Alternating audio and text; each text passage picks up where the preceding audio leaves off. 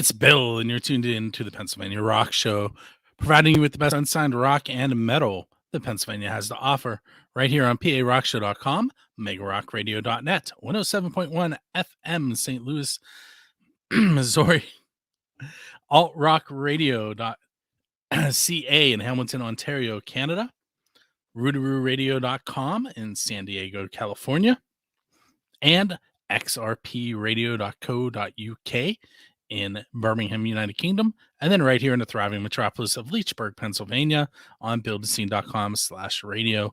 This is episode number 599, and with me tonight is Chris from Leprosy. What's up, Chris? Hey, what's going on, Bill? How you been? I'm doing well. We're talking off the air. It's been about 3 years since we talked last. It has been, yeah. It has been a little while since that. And I actually have you scheduled on my other podcast with Corpse God, the and Mark, 3 questions in a song. Awesome, man. I'm looking forward to that. But let me change things up here a little bit. I'm still getting used to it. I have new overlays and new things going on in the video. Oh, that's cool. No worries. But so Leprosy has been around for about 33 years. Yeah, it was November 1988 is when we formed. We got our name off the sophomore album of the band Death, Leprosy. So we just went. It was like 2 weeks after the album came out. We went with that because it was such a life changer for me. I just wanted to pay homage to it and run with it. Have you always been a Pittsburgh band? Yes, born and raised. We've always been in Pittsburgh. We've played different places, but this has always been our hometown. What's something about the Pittsburgh scene that you absolutely love and something you absolutely hate and you would like to change? That's a very, very good question. It's kind of a double-edged sword. I like the unity of all the bands. I like how most people try to help each other as far as getting the name out and getting shows together and promoting each other. But on the other side, there's cliques that really don't follow that too often, which I don't understand why, but that would be one thing that I really don't dig too much. The other thing I really don't like too much, but it's kind of one of those things that maybe pay to play sometimes is it's a little tough sometimes to do that. I mean, I have good relationships with the people that we do work with, but that's one thing I would say would be, if something could change with that would be awesome.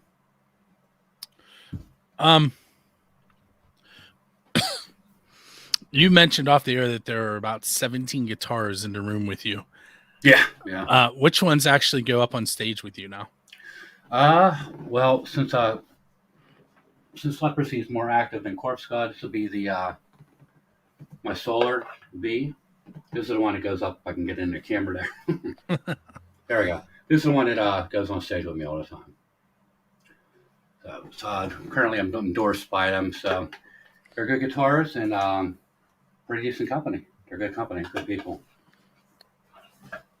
That's not the only endorsement you guys have, right?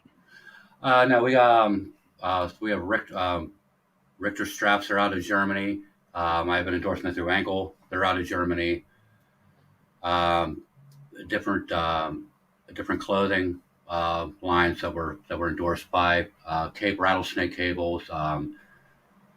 And there's a lot. There's a lot that we're endorsed by. A lot of people have faith in us, and they want us to push their product, and we're happy to do so. I have a funny story. I got a message from a company on Instagram this week. They sell goth clothing, and they thought that I would be a good match to endorse their goth clothing. Okay. I teach at a Catholic school. Oh. It may not go over so well then. Yeah, I just ignored it. I thought it was funny though. I mean, cool, I get it. They we're looking at the show and the show is a good match, but me personally, not so much. That's pretty cool that they at least approached you about it though. So I used to ask this question, and I've altered it because I realized I was really putting bands on the spot. I used to ask what their favorite venue was, which Hmm. could kind of burn some bridges. So I alter it a little and say, what is your favorite venue to eat at? Do you that? Let's see. Let's see. The Craft House is good for food and everything. But for the overall experience, food, drink, shows, I probably would go Subalpine in Turtle Creek, Pennsylvania. They've been really they opened up the doors for a lot of bands who may not have an opportunity to play elsewhere. Pretty much giving them their start and everything. I have not made it there yet, but I have met Josh a handful of times. He's in Josh is very cool. He's in First Angel Media with me. So cool. He actually saved me the other day. I was telling you I had COVID. I was supposed to do a photo shoot, and I couldn't. So Jonna was going to do it, and she got stuck in traffic. And Josh flew across the city and started the photo shoot so that we had somebody there, which was awesome. That is very cool. Very cool. Yeah, he's definitely got the equipment. He's got the goal to do it. He wants to be the best he possibly can be with that.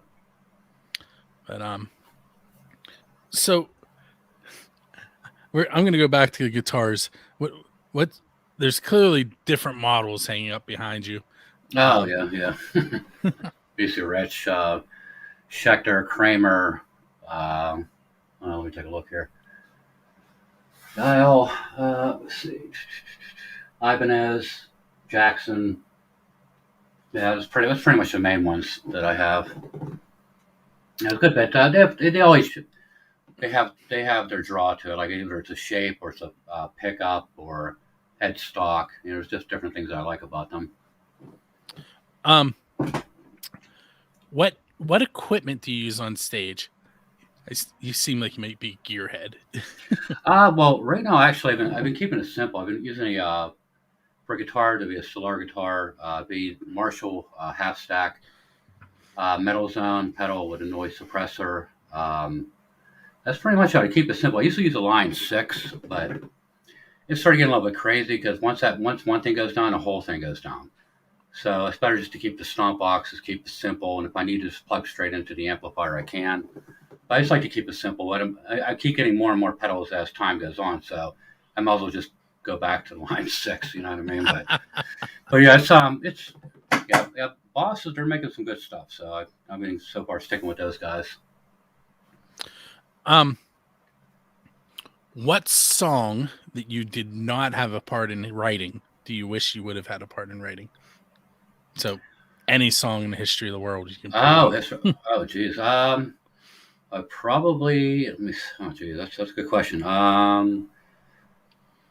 Any song that I would say, "The Philosopher" by the band Death. That's what if I could ever have a chance to play with Chuck Childner, God rest his soul. That would be one thing I wish I had a hand in. That song's just so powerful. It really grabs you and just makes you like headbang and up against the wall and everything. It's just great. It's probably heavy wise, definitely one of my favorite Death tunes. You probably just answered my official podcast question, so I'm going to ask it. A few years ago, I decided I was going to try and get Dave Grohl to come on the show. So I started tagging him and I started asking a question. And it hasn't worked out. Worth a shot. They have also, I emailed his management company and they just ignored it. But someday he's coming on. He just doesn't know it yet. The awesome. Question is, who is your Dave Grohl? In other words, what band would you want to go up on stage with and perform one of their songs? Well, actually, it would be two bands I can think of off the top of my head. Cannibal Corpse would be one, and Deicide would be another. They're both old school death metal bands, still going strong. Still at the top of their game, even after all these years. So those would be the two that I would like to go out and jam out with. When did you decide that you wanted to be in a band, and why was death metal the genre you ended up in? Well, what wanted me to be in a band is my one friend Brian Blake. He lived across the street from me. He played guitar in a band, Genghis Khan. So we used to go over there and listen to him play. I was like, you know what? I want to do this. So I was like 14, 15 years old. So I actually bought my first guitar off of him. But to go into death metal, I keep going back to it would be the band Death. I started off listening to Venom. They got me into heavier stuff, and then went to like Exodus, Testament, things of that nature. When I heard the band Death when they first came out with Scream Bloody Gore, that's what really blew my mind, and that's what I knew for sure. That's what I wanted to do, and that's what I've been geared towards ever since. I do want to pause for a moment and mention to the people that are watching us live that Sure. if you comment in the video comments, we can actually see it and respond to you live. So if you have a question you want to ask Chris or comment you want him to respond to, you can just type it in the video. As long as you're on a Build a Scene YouTube or Facebook. If you're on First Angel Media's YouTube, we can see it. But if you're on First Angel Media's Facebook, we won't see the comments. So don't think we're ignoring you if you're on First Angel Media. We can't see it live, but everywhere else we can. So if anyone has a question or comment they want to throw it up there, and we'll respond if it seems appropriate. Sounds good. Let's see. You're walking down the street. You come upon a DeLorean sitting there with its door open, nobody around, and a flux capacitor in it. Are you getting in? And if you do, where are you going in time, and what band are you going to check out? Let's see. I'm going to go back to, if I had to pick something slightly more current, probably back to 1988 or 1987, 1988 to, go see Death, Obituary, and things like that. If I had to go back further, I think I wouldn't mind seeing Elvis. I mean, just because it's like he has such a draw. It's almost magical when he was on stage. How everybody swooned over him, and they thought he was like the best thing in the world. I would just like to go there and check that out. And then after that, I'd have to go check out Hendrix and just watch him. You know, I mean, he just everything he played, he felt, and you felt it too. And that would be something that I would love to see, like a Woodstock or something like that, like the original one. That's what I would really would love to see that. Every once in a while, I will get on a kick where I go on streaming sites and I start watching documentaries about bands. In the last 2 days, I've watched 2 about Lynyrd Skynyrd. Okay. What has been your favorite musical documentary that you've watched? That's a real good question.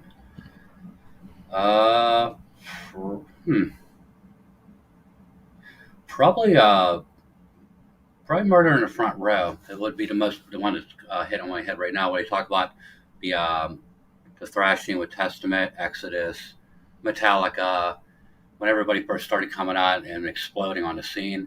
That's the one I enjoyed the most. And documenting on the Doors too. I watched a while back. I really liked. It was pretty cool. I mean, just to watch how he went from being so shy, facing his back against the crowd, then just opening up one time, opening up some after that, and just kept going and became a leader of what he did of rock and roll. I probably my favorite one has a terrible title, but it's titled "Who the F Is This Guy?" And what was that? That sounds familiar to me. It is about Michael Alago. He is the guy who actually discovered Metallica. He grew up in Brooklyn, and he ended up being an A&R guy. And it's like literally, I had no idea who he was until I watched the show, and like he was involved in so much that has built what we do. That's awesome. It all starts somewhere. That's awesome. I want to say it was on Netflix. If anyone wants to check it out, okay. We do have a question coming at you from Joe. He wants to know, what are your favorite Morbid Angel albums? All right. Well, let me look in there. Let's see. If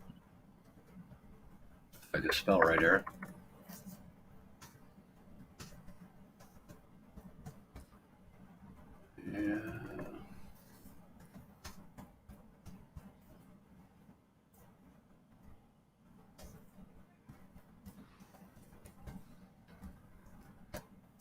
I'm used to typing on a laptop. I usually have a desktop. I do apologize.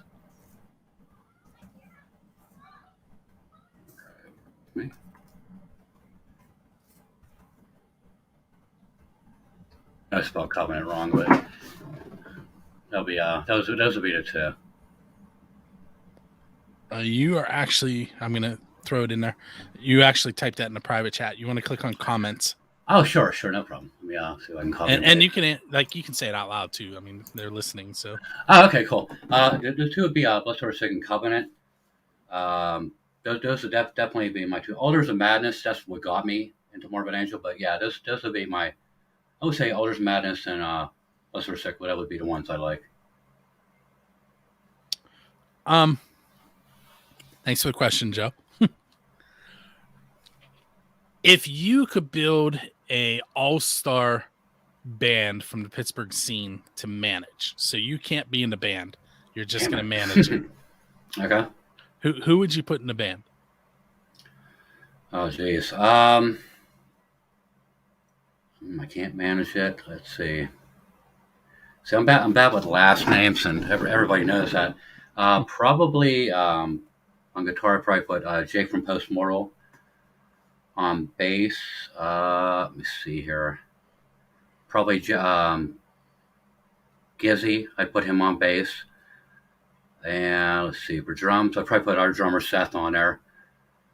And let's see, for vocals, I think. That is a tough question. Probably Paul Miklos from Shattered Soul. I put him on vocals. Let's see here. All right, so Metallica has played in Antarctica. I've seen, yeah, they're only ones. Kiss has played in the ocean to sharks. If you could play anywhere on the earth, where would you play? Oh, on the earth.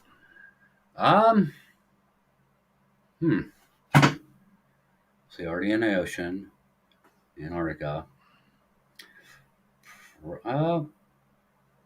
Whatever the tallest mountain is in the world, that's what I would want to play, because we're just literally on top of the world. So that'd be kind of cool. Well, cold. But yes. Yeah, that would be pretty cool. And then if there's possible to have the amps up there with a power supply, I could just imagine the power, the volume that would just spread across the land. That would be pretty cool there. So what we're gonna do now, we're gonna give you your MTV moment, and I'm gonna have you tell us about the song that we're gonna feature tonight. Okay. All right. Well, the song we're going to be doing is "Conceived of Flesh, Forged in Gore." There's a lot of lyrics, so I did take a quick note of everything, because I usually just write them and then pass them on to our vocalists to take care of the good stuff. Basically, Conceived of Flesh, it's about a highly dysfunctional and abusive family situation where a young boy wishes violence against his mother, and he's nurtured by his father to hate his mother and everything that she stands for. His mother tries to change these views, but to no avail. So she says, "Hey, I'm out of here." Then she says she gets the courage and wants to make a break for it. So he does that. The father catches wind of it and says to the son, now he's of age and strength. He's like, "Well, what I want you to do, your mother's trying to leave us. We can't have that. So I want you to go get her, or take care of her." So he chased her down. He found her in a barn in a corner, quivering, scared, and asking for her son to let him go, because she just can't take it anymore. The abuse is just too much, and she's tried and stayed as long as she possibly could. But the son, following her father's order, because he looked up to him, and he's been poisoned basically since a young age, and he's never known anything better. So what he ends up doing, he ends up following his mother's order. And then his father, seeing this, was very proud of him, because it was just a very sick family. And unbeknownst to him, his father was actually a cannibal. So he wanted to bring his son into the family. Finally, he figured now it's time, since he made his move. So what he ended up doing is to bring the mother back to the house, and end up dismembering her, cooking her, eating what they could, because they were kind of hungry after all that. and then they saved the rest for later. And that's pretty much the story for this portion of Conceit of Flesh, Forged in Gore. Family favorite. Have you thought about writing horror movies? Actually, I have. Yeah, my fiance told me I should start writing. I should start writing stuff like that. Now I'm all about that. That'd be pretty cool. I would really like to do that. Actually, that'd be more up my alley for sure. I kind of chuckled there. I didn't mean to, but that's what popped into my head. I was like, he should be writing his script.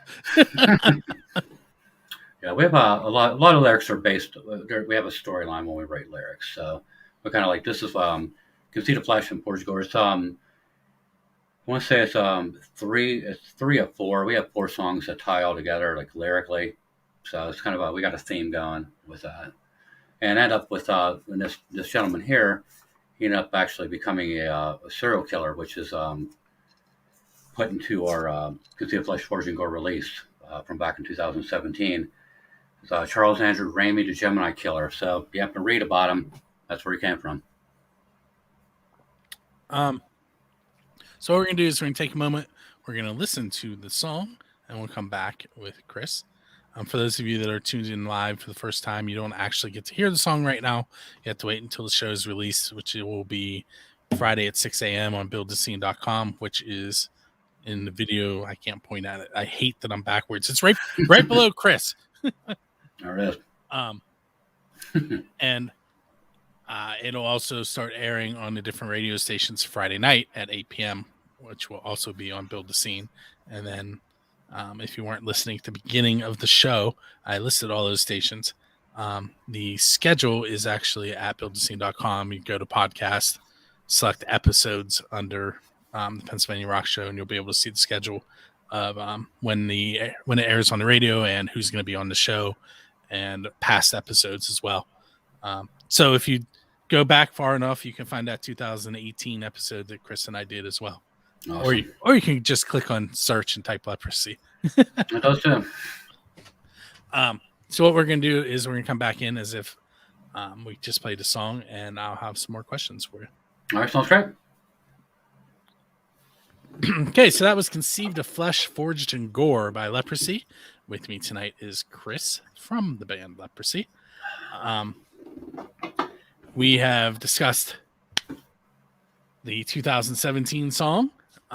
We've discussed some of my odd Pennsylvania Rock Show questions, I like to call them. You guys have been working on some new stuff.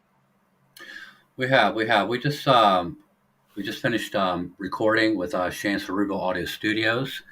We finally we almost got the final master and all that done.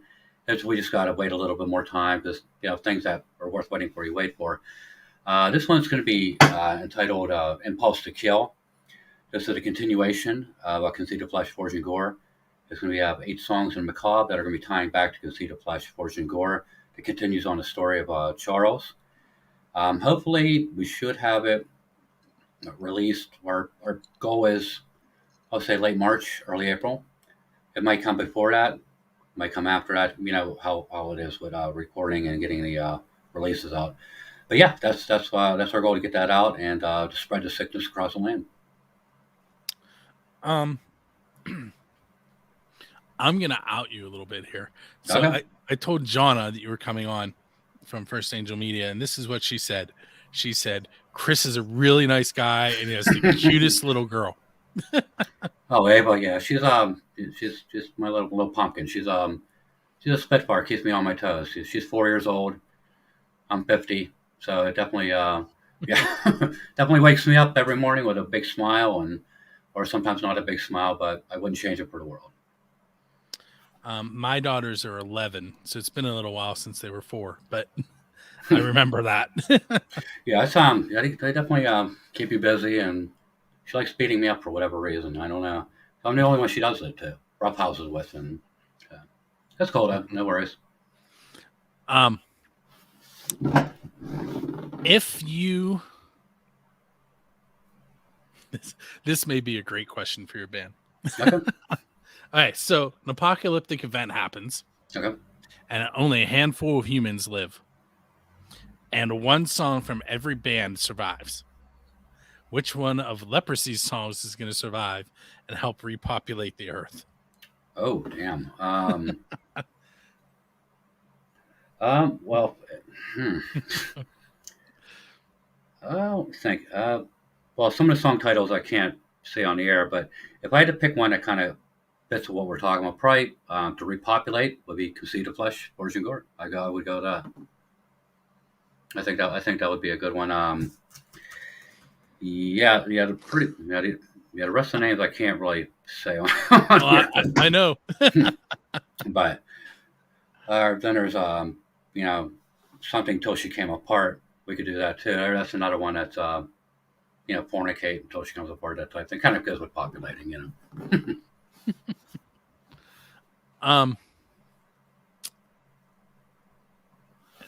If we played a Leprosy song backwards, what would happen? What would we hear? Oh, the whole world would just unravel, or you probably hear something biblical. It would be praising Jesus or something like that. No, it would probably be something apocalyptic that would happen if you do it backwards. I would say probably conjure some demon from a Necronomicon or something like that. You know what I mean? Which would be kind of cool. Let's see. Tell me about a embarrassing moment that happened while you were on stage, but it can't be something you did. It has to be something that someone else in one of your bands did. Oh, well, I had a perfect one for myself. I mean, you can tell that one too, but well, for myself, at our 30th anniversary show, we used gallons and gallons of blood for that particular show, and I was all over the stage. So I'm playing. Next thing you know, I slipped right onto my back. I still had to keep playing during the whole set on my back. So it was kind of embarrassing. I'm surprised I didn't break my hip on that one. As far as somebody else, everybody in the band's been pretty good. Not that it was embarrassing, but more of a shocking thing. Back in '94, our vocalist Mike Bear, what he ended up doing is during our last, I think we were playing with Cannibal Corpse at that time, and what he ended up doing, he was sick for 2 weeks, so he spit into a Pepsi bottle with phlegm and everything for like 2 weeks, just like loogies, everything into a bottle. So he got it filled up. So he saved it. He didn't even refrigerate. He just saved it and set it down. So we're on stage, and he ended up saying, he looks at the crowd, says, "I'm going to drink this," and he tells exactly what it is. Oh. He drinks the whole thing, follows it up with a shot of Epicac, vomits all over the stage. I mean, all over the stage. And this is when we were going through. I used to run City Limits, Mike. Damn it. Well, anyways, yeah, the one who promoted all the shows back then, he was pretty pissed off. "You're cleaning that up. You're cleaning it up right now." And Mike's like doing like this to him, and and we still kept doing shows there because we always brought the crowd though. But yeah, he threw up all over the place, and the crowd loved it.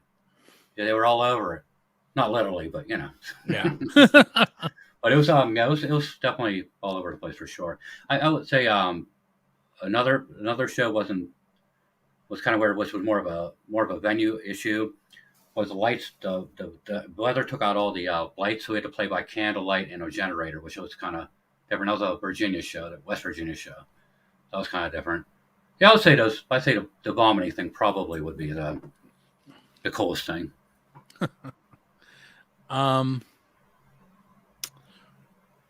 If you had it to do all over again, would you do anything differently? I probably, well, from a personal standpoint, I would have drank less. That's for sure. Because whenever we were playing all these shows, I was just turned 21, and it was party. We were put up in hotels, motels, people buying stuff all the time. I mean, it's just a straight party all the time. And there's some shows I don't even remember playing. But so if I had to change something, it probably would be my partying, and I probably would have taken a more business view into it, because we're at the perfect time, perfect place. And yeah, I probably would, less partying, more business, and that's what I would probably do differently. Had another question pop into my head, and I lost it. Wow. That's okay. That happens occasionally. Mhm. Man, it was a new one too. That doesn't happen often. So I mentioned earlier this is episode 599. So I've built up a big cache of questions. Okay. Uh, let's see. Oh. We're gonna do Forrest Gump for a moment here. Okay. So you're sitting on a bench, and along comes your musical idol, Okay. sits down next to you, and instead of telling the story um, about your life and how it's like a box of chocolates, you get to ask them one question and only one question to get the conversation started. Who is going to be sitting next to you, and what are you going to ask them? Wow, that was good. Um, hmm. Probably my first go-to would be Chuck Schuldiner of Death, but I probably would be Randy Rhoads. I'd probably ask him what got you started playing guitar. I mean, I know I read a lot of stuff, but I would just like to hear from his standpoint as opposed to reading a story about it. You know what I mean? But I would say that. There is a fire alarm going off here. I don't know Yeah, if you can hear it. oh, I can hear you. Yeah, I can definitely. I was going to ask you if you're all right. Yeah, we're good. We have actually had a fire in this room. Oh, really? This room and my daughter's room a couple years ago. That's a story for off the air, though. Okay, fair enough. All right, so you're standing at the crossroads, like Robert Johnson in the lore of the blues genre, Okay. and you're waiting for the devil to show up. Ooh. What are you going to sell your soul to the devil for? Hmm. I don't know because I value my soul pretty much a lot. So, non-music related. Um, I know since may sound cheesy, but a cure for cancer. That's what I would ask for.